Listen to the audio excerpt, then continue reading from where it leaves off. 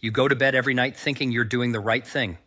7, maybe even 8 full hours of sleep. But what if I told you that how you sleep might be quietly putting your heart at risk? Not your diet, not your cholesterol, not even your stress, but the one thing you thought was helping your body recover.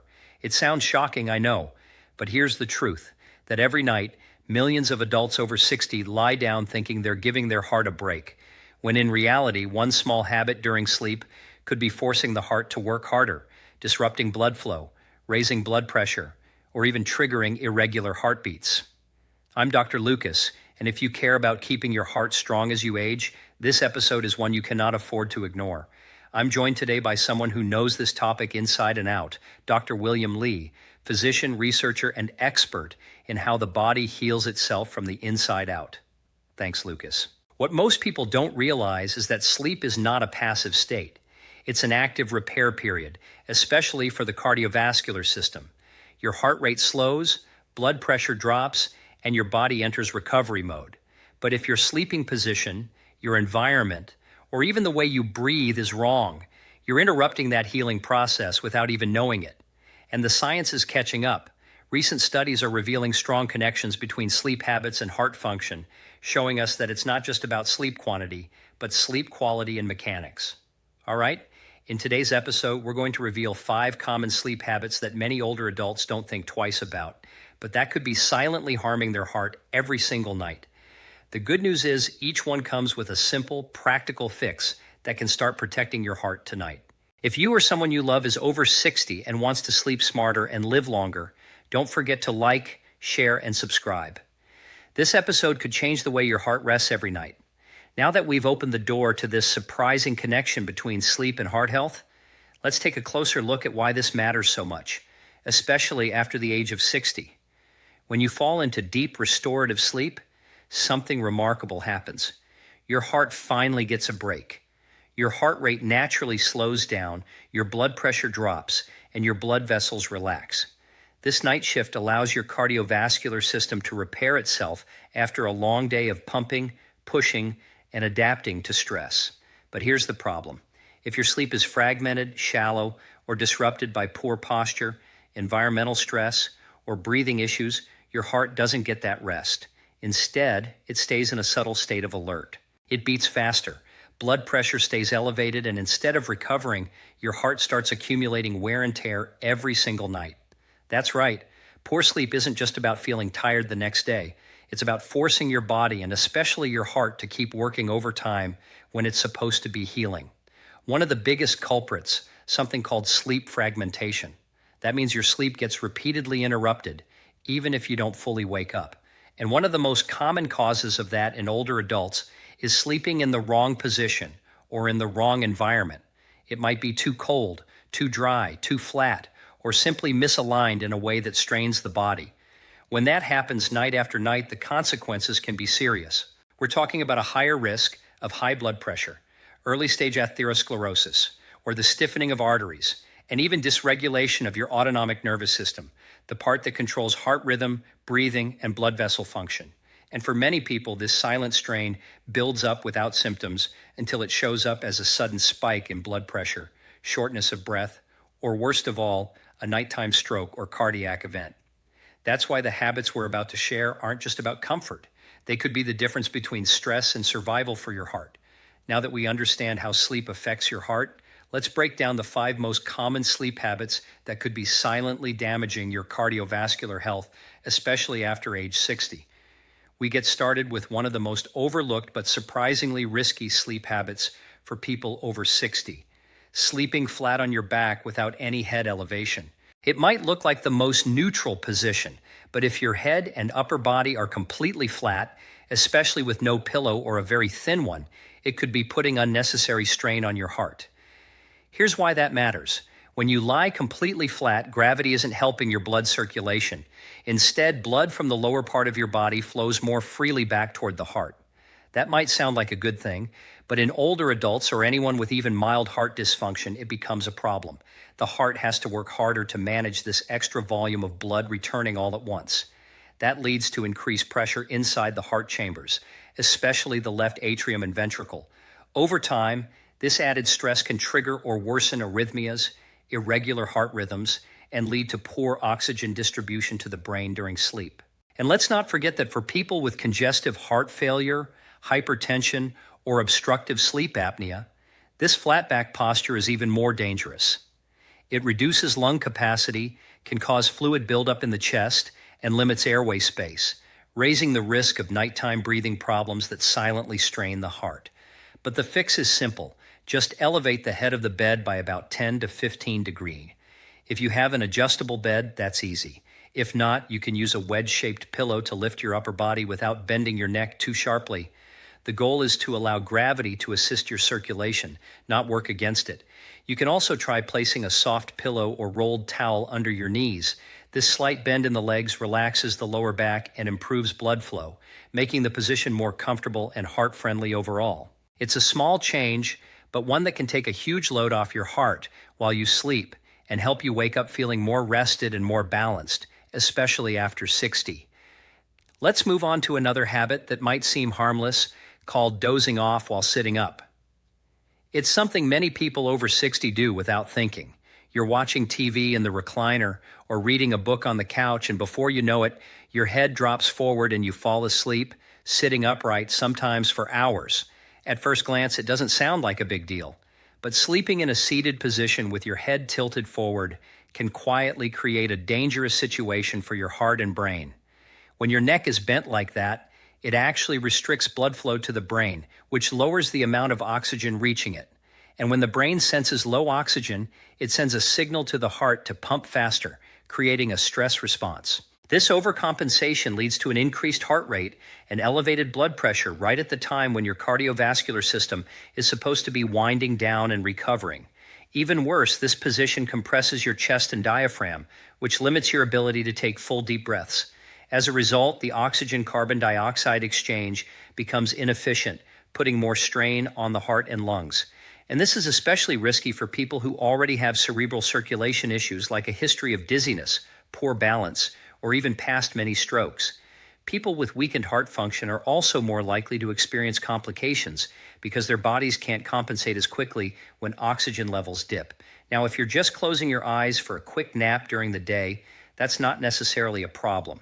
But if you routinely fall asleep for long periods, especially overnight in a sitting position, your body never fully enters deep restorative sleep. Your posture remains tense, your breathing shallow, and your heart under pressure.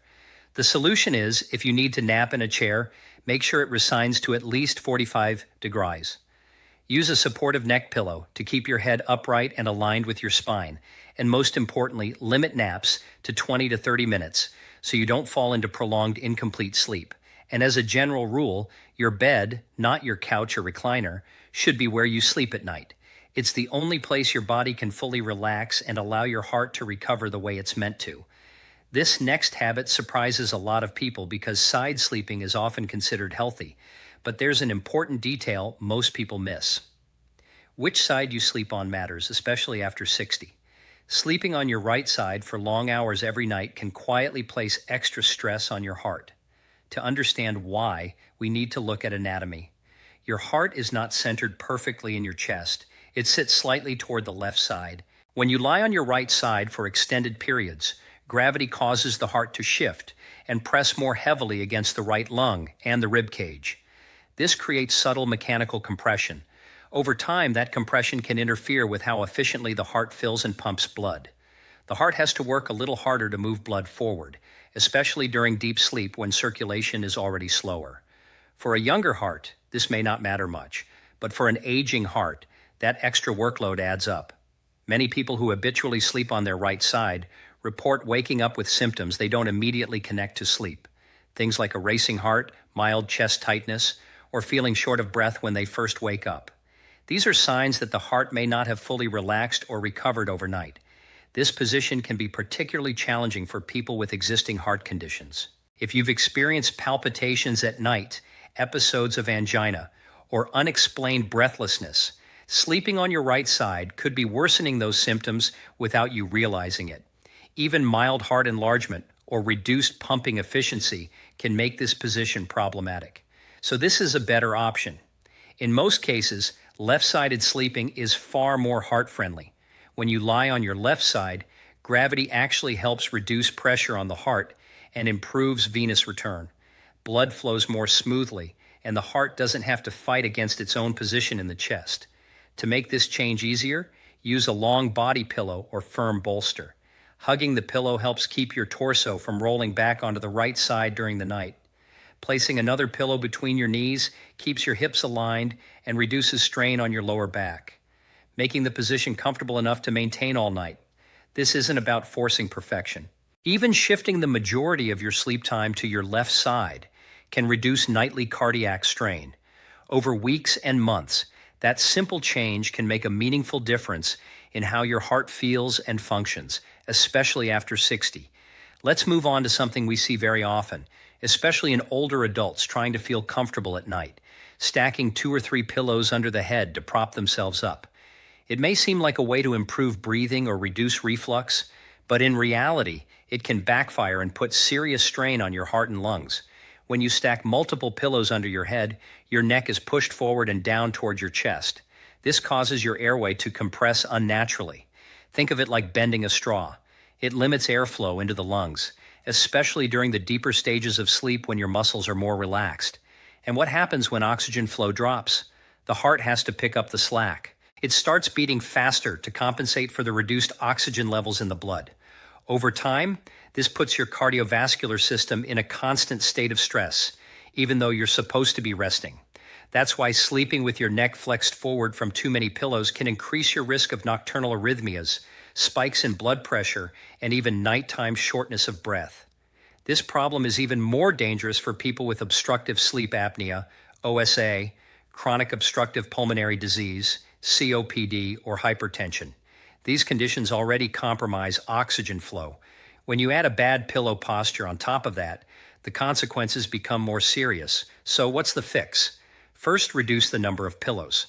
In most cases, 1 medium firm pillow is enough. Even better, choose a pillow designed specifically for neck support, like a memory foam pillow, a contoured cervical pillow, or one with a center groove that cradles the head and supports the natural curve of your neck.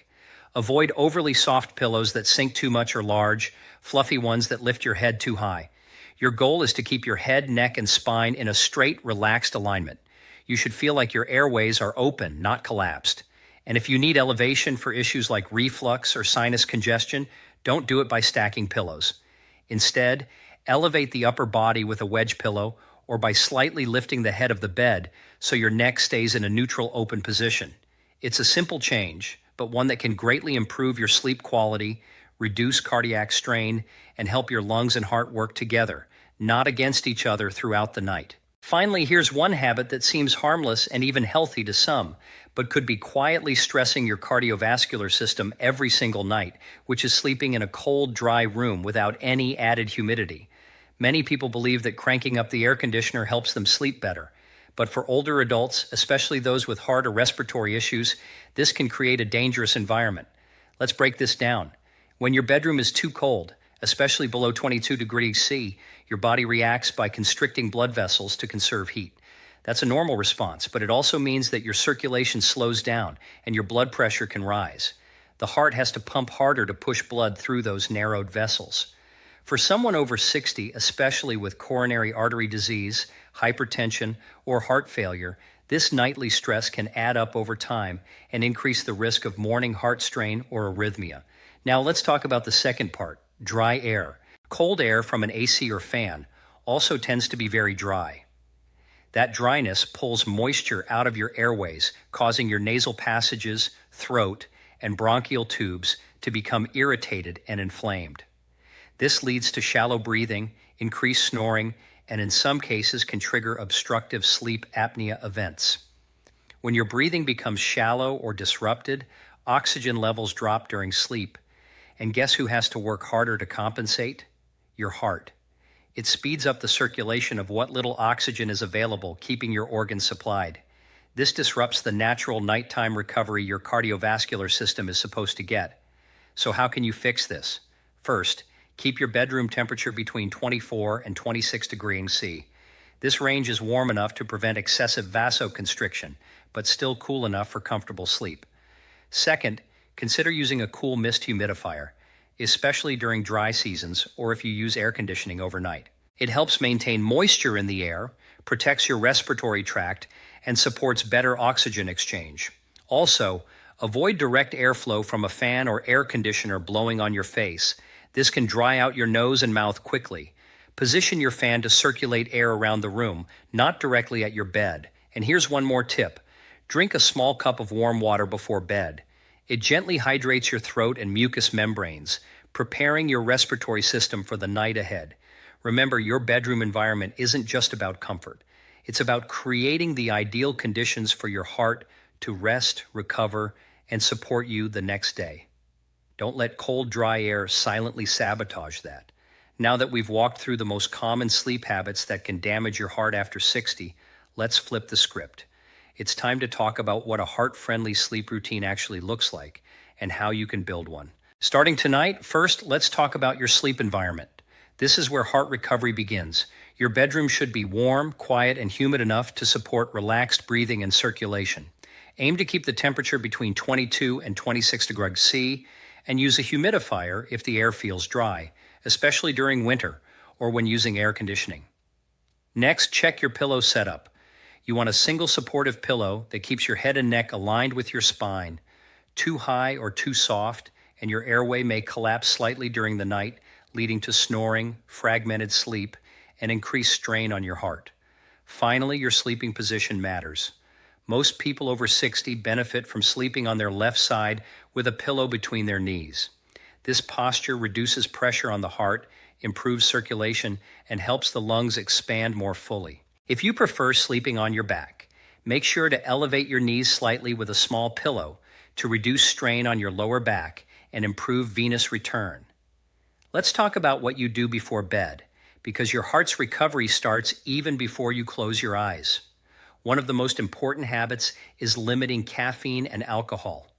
Try to avoid both at least 4 to 5 hours before bedtime. Caffeine can keep your heart rate elevated longer than you realize. And alcohol, while it may help you fall asleep, disrupts your heart rate variability and lowers sleep quality, especially in the second half of the night.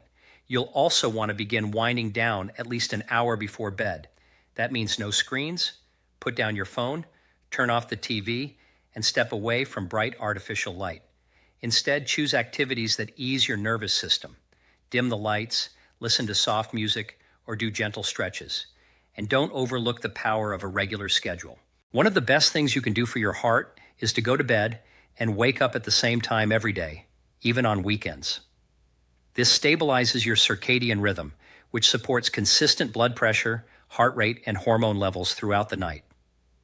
If you ever find yourself lying in bed unable to sleep, don't just lie there frustrated. That builds anxiety and spikes stress hormones, which isn't good for your heart. Get up, do something calming and low light, and come back to bed when you feel sleepy again. Remember, protecting your heart doesn't just happen during the day. Every choice you make in the evening, from lighting to pillow height, either helps or hinders the healing your heart needs each night. Start small, stay consistent, and let sleep become your most powerful medicine. To wrap up, when we think about heart health, we often focus on diet, exercise, and medications. But tonight's episode reminds us of something equally powerful: sleep. And not just sleep duration, but how and where we sleep. If you're sleeping in the wrong position, or in an environment that's too cold, too dry, or poorly aligned, your heart doesn't get the recovery time it desperately needs. Instead of slowing down and repairing overnight, it stays overworked, under-oxygenated, and stressed. But the good news is, it only takes small changes to make a big difference. Switching to left-side sleeping, using the right pillow for your neck, or simply running a humidifier in your bedroom can immediately reduce strain on your heart. These aren't complicated fixes. They're simple, science-backed habits that help your heart rest just like the rest of your body. So here's your challenge. Choose one sleep habit to change tonight. Whether it's lowering your pillow height, adjusting your sleeping position, or making your room more heart-friendly, commit to trying it for the next 7 nights. Then take note. Do you feel less tired in the morning? Is your heartbeat steadier? Is your mind clearer? When your heart gets the rest it needs, everything else starts to improve.